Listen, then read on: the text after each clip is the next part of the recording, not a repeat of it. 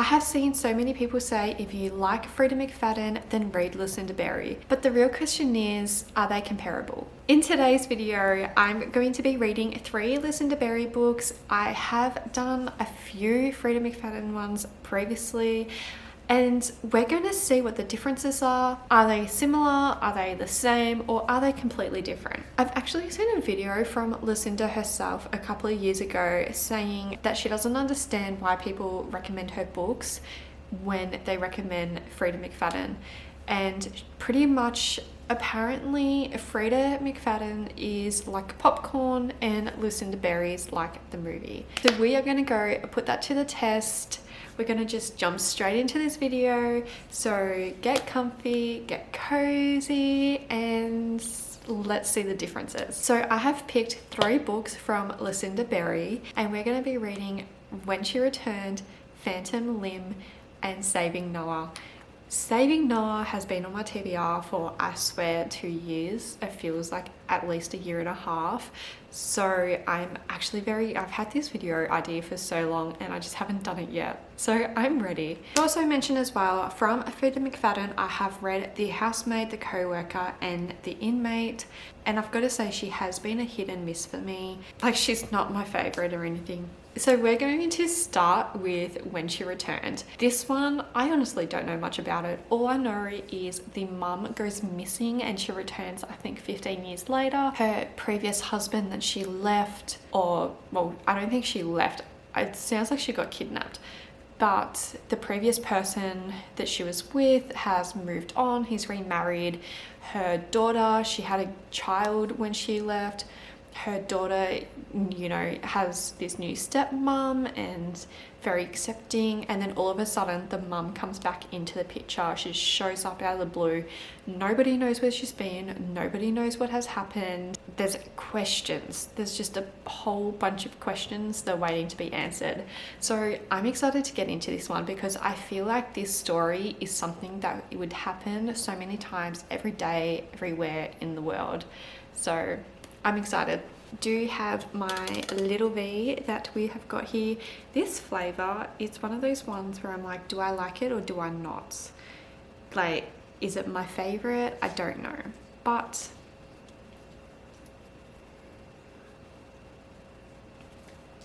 it's needed. All right, so I'm gonna go ahead, start this book. It is also very short. I think it's like it's under 300 pages. My Kindle has frozen. I've had to restart my Kindle, but while I'm waiting, I'm gonna go ahead, get comfy, and we're gonna go start When She Returned.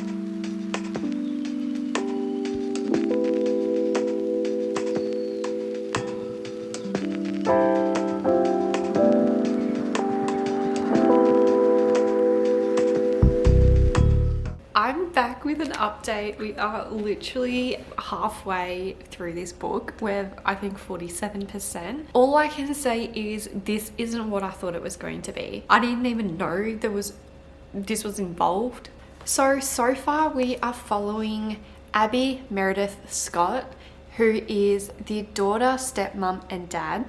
And then we have Kate, who is the mother who returned. Now, Kate actually returned with a baby. Yes, a baby. She ended up, it looks like she ended up escaping, and she went and like found a petrol station. Like, she just stumbled upon a station. She told them that she needs help. They called for help, went to the police station, Scott then gets called to say, hey, we have your missing wife here. Yes. It had been 15 years. He's moved on. Well, he hasn't fully moved on. He never forgot her. It took him such a long time. He's literally just moved on in like the last 2 years. And he received this phone call. They go down to the station, all 3 of them. But when Kate disappeared, Abby was only, I think she was like 3 or 4. Like, she was just a very small child. So she doesn't really remember her. She lives off her dad's memories. And Scott remembers her. Obviously, she was his greatest love, that it was always them. it was the perfect family. They had everything. They had really good jobs, da-da-da. And it turns out Kate wasn't entirely happy. So we find out that Kate wasn't fully happy. There was something else that she felt was missing from the relationship, and she wanted to explore things. And she is an interviewer for I think it was a news station.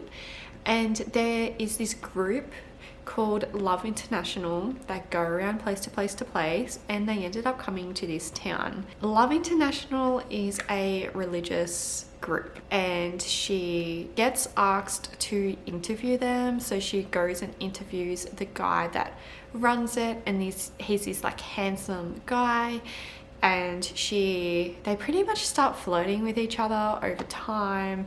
And then she goes to a retreat, and then she tells Scott like, hey, I think you should come to the retreat. And he's like, no, like, you do your own thing, it's okay. So she pretty much goes in and befriends the Love International, the people in Love International. She becomes a part of this religious group. Turns out it's a cult. And that's all I'm gonna say. I'm not spoiling it. So she sees this religious cult, and things go downhill from there.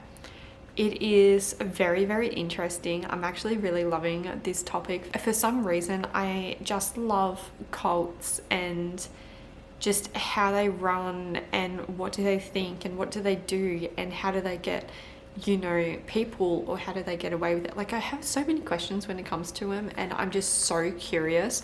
So reading this, it's like, wow.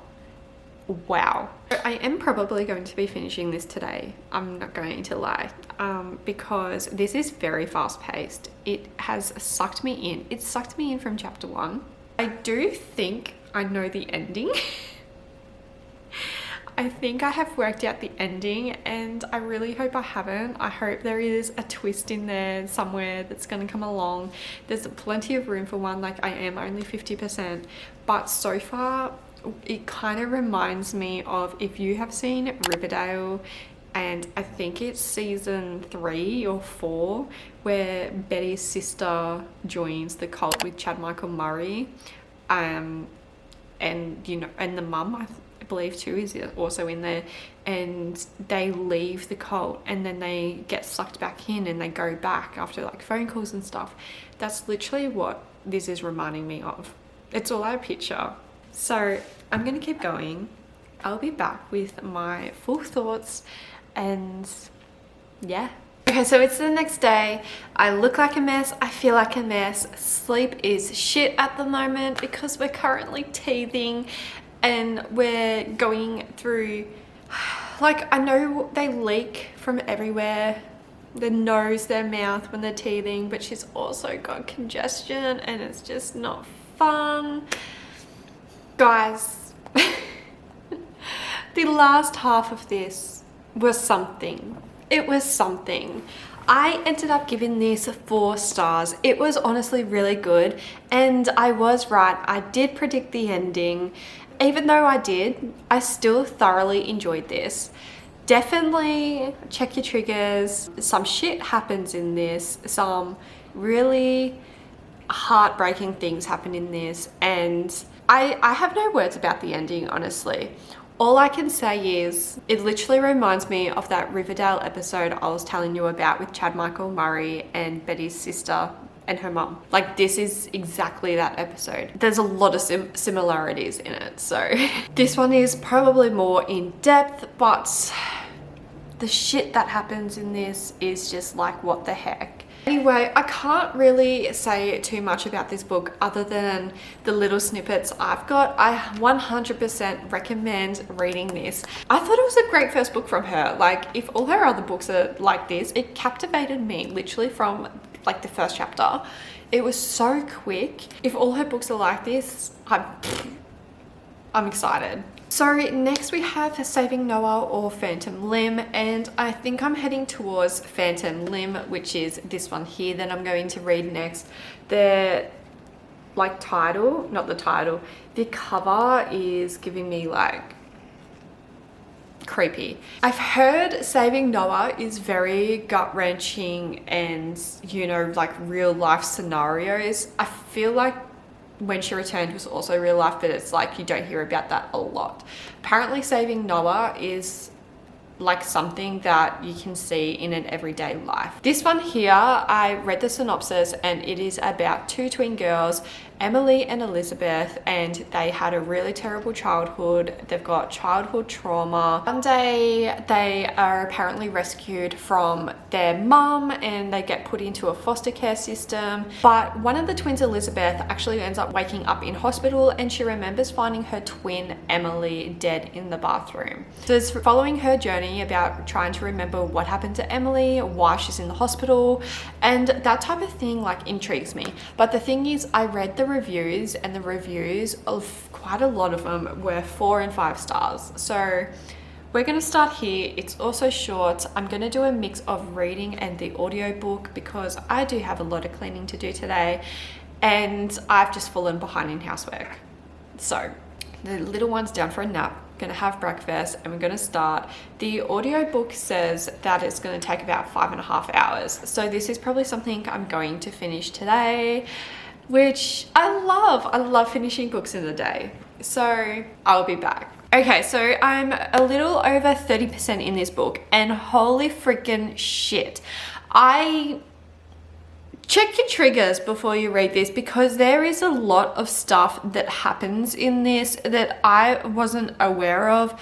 Honestly, nothing scares me, nothing worries me, nothing triggers me, but still, this is such a very deep book. There is a lot of mental health topics in here and you see different disorders, and there is a girl with anorexia, there is self-harm, there is other things. But not even just that alone, the child abuse in this book, I was shocked. I was like, my heart, like I was honestly, no, it was a bit too much. So definitely check your triggers before you go into this book because there was a lot in the child abuse. There's also child SA and I did not expect that. Like reading the back of the book, I didn't expect that trauma. We're spending a lot of our time right now in the psych ward. So she's gone from the hospital to the psych ward and she's just, you know, trying to get by, trying to work out why she's there, how long is she there, can she go home, like where's Emily? There's all these questions at the moment, but this is another one. I feel like this is going to be a really high rating because I'm into that like whole psych mentality thing. That whole area like intrigues me in books. It always sucks me in. So once again, this has hooked me from the start. We seem to be getting a pattern here, which is really, really good. And I'm going to go tidy up now. I've finished breakfast. I'm going to go tidy up now before I lose all the motivation. So I'm going to go switch to my audiobook. And I have no idea what the twist is going to be.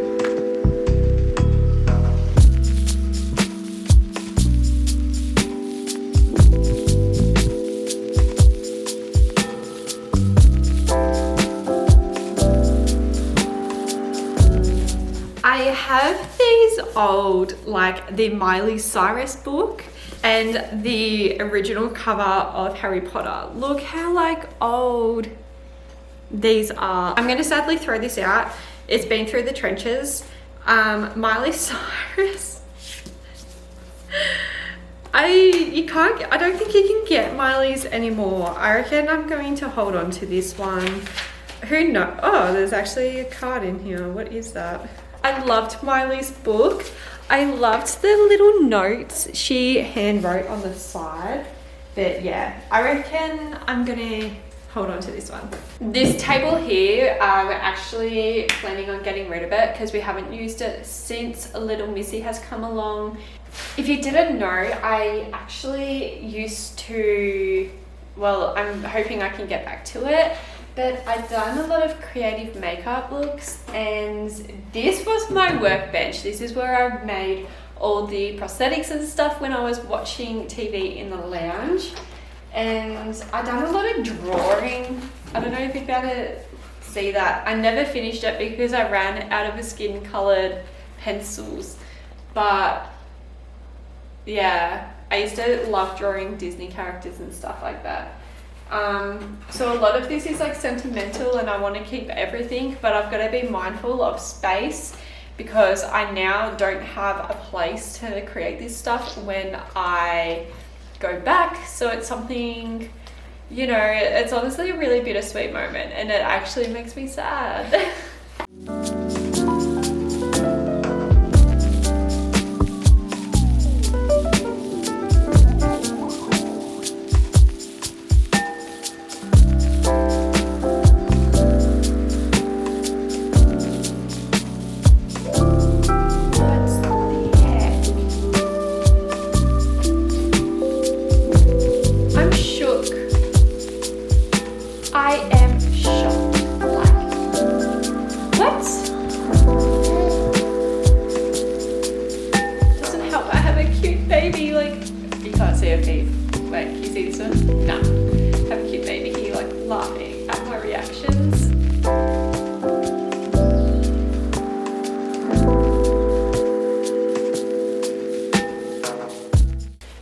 Everything is so dusty and it's making me sad. Okay, it's later in the day and we have finished Phantom Limb. All one word, wow. So I ended up finishing this not long ago and I was like jaw dropping. What the freak just happened? Like that ending, I mean, thinking back, you can kind of see how it was getting there, but like the part before the very end, like the second last twist, was it the second last or third last? But I was just like, what? I did not. The human imagination can do some marvelous things and some very scary things. So we ended up finding out what happened to Emily and we ended up finding out why Elizabeth is there. And let me tell you, I cannot say anything because if I say just one thing, there is a high chance that it can spoil it. Like there's just I recommend. This is 4.5 stars. I liked this better than When She Returned. I couldn't put it down. I literally couldn't put it down. This had me hooked, had me grabbed, it had me in chokehold, it had me like sit the heck down and just finish this. The last 50% was just like, wow. So 4.5 stars. I do have to say, definitely read the triggers. Definitely read the triggers, see what you're comfortable with going into this. So I actually looked up Lucinda Berry and I'm pretty sure she's actually a psych. So I can see where she gets all her details from. This is hands down the best psychological thriller that I have ever read. So I'm going to be thinking about this book forever. Now we have Lucky Last, Saving Noah. So this was my top Lucinda Berry that I really wanted to read. Want to see if it's going to top the other two books, but Phantom Limb done something to me. And this one follows an honor roll student, Noah, who does some things to another child. And once again, check your triggers, because I thought this story, I knew what the trigger was, like the major trigger was, but I actually thought it happened to Noah, to the student. I didn't know it was the other way around. Okay, so Noah goes away to juvenile for I think 18 months and comes out. I believe he wants to come back home, but his stepdad is like no, and his mum is trying to protect her son and wants her son home. Apparently some secrets come out, some truths come out. It can be dark, it can be sad, and I think it's another gut-wrenching one. But we are here for it. we are here. I'm excited. So this one here is also 260 pages, I think. So it's also really nice and short, which I love. I'm honestly not too sure if I'm going to be starting this one tonight because I do need to go cook some dinner and then do the whole bed routine for little Missy. Then I've got to go have a shower, prep for daycare and work tomorrow. So I might start it tonight or I might start it tomorrow. I'm honestly not too sure. I might also listen to a bit of it tomorrow at work too. But nevertheless, let's get into it. This book is also on my 15 reads that I want to do in 2025. So I'm excited that I'm knocking number 15 out of the list. Anyway, I will be back with an update.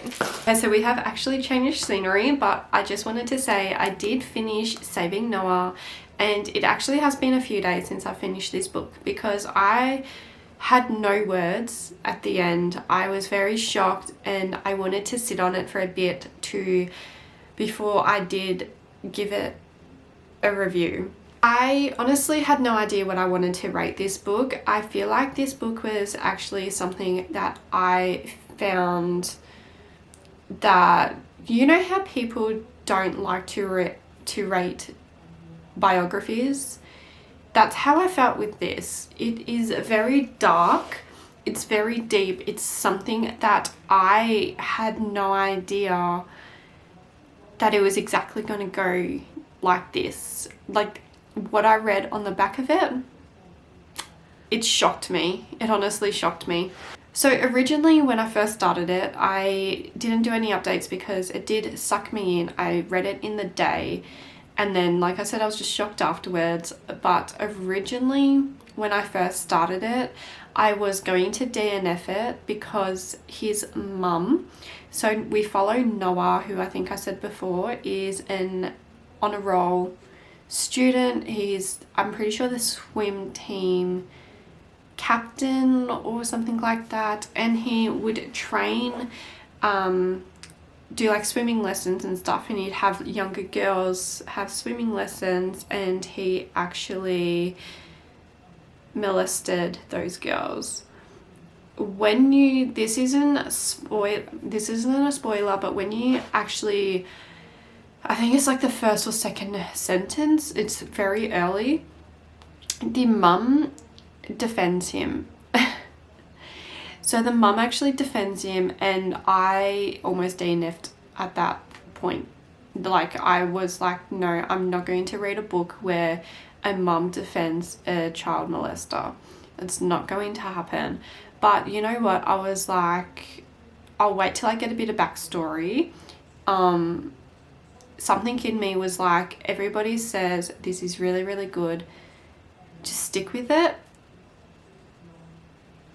And like, what the fuck? I'm glad I did stick with it. I still don't like the mum. But it's a very gut-wrenching book. It kind of changes your outlook on things, although it doesn't change my outlook on, you know, like child molesters and stuff like that. What happens to Noah in this, I 100% reckon he had the best decision. So like I said, I didn't know how to rate this one. I originally done 3 stars because the topics is just so insane. It's so real. I reckon this would happen so many times a day now. And it actually scares me. When you get to the plot twist, it actually scares me that that is literally everyday life. So it's kind of changed my perspective on the world as a whole, and it's a very scary place. So like I said, I originally did give this 3 stars, but I feel like it's that kind of moving and it's got awareness and everything like that. I ended up giving it a 4 stars because I do think if people are up for it, if they can read really dark real life events, this isn't based on a true story, but what's in here can happen in real life. But definitely check the triggers. So now that we finished all three of Lucinda's books, we can say that there is no comparison at all to Freda McFadden. They are completely different levels of thriller. I feel like personally, I've only read, I think, was it 3 or 4 Freda books. They're a good entry way into thriller, but Lucinda Berry is so deep, dark and real that you need to read the triggers on every single book. I personally don't read triggers. There's nothing really that has triggered me as such, so I normally go deep diving straight in, and they even made me question everything. I can't imagine going through the things that these people go through, and she makes you feel like you are right there along with them, going on this, I guess, journey with these characters. And they're binge worthy, they're definitely fast paced, and they make you question literally the whole world, like life, existence, just things that happen every day you normally don't think about. These kind of, yeah, they're deep and dark. So I hope you guys enjoyed this video. If there's any other authors you'd like me to compare, or any books that you would like me to compare, please let me know in the comments below. Don't forget to check out my Fable and my Goodreads, which are linked below. Go add me over there. Let's be friends so we can chat about books earlier than the videos. I hope you guys enjoyed this, and as always, I'll see you guys in the next video. Bye.